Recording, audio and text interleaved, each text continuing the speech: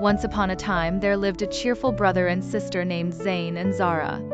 They lived in a tiny yellow house near the woods with big trees and colorful flowers.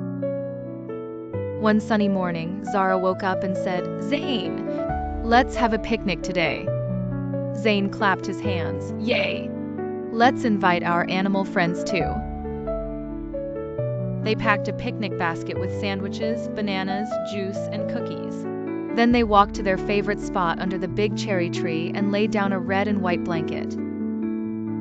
Suddenly, hop, hop, came a fluffy bunny named Bun Bun. "Hello," said Zara.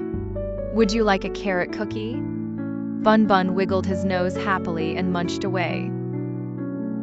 Then came Lulu the little lamb, her wool soft like cotton. "Sheep love grass," said Zain, offering her some fresh greens. "Baa, baa."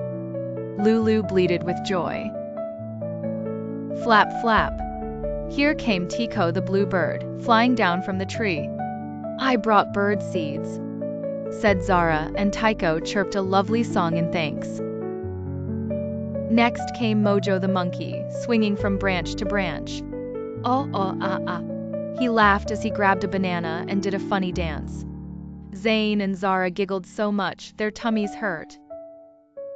Last came Nanny the slow turtle, carrying a flower on her shell. "You're just in time for story time," said Zara. So all the animals snuggled close, and Zain read a storybook while everyone listened quietly. When the sun began to set, Zara whispered, "This was the best picnic ever."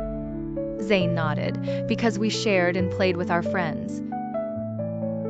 All the animals waved goodbye and promised to come again. Moral of the story: kindness, sharing, and caring make every day brighter and every heart lighter.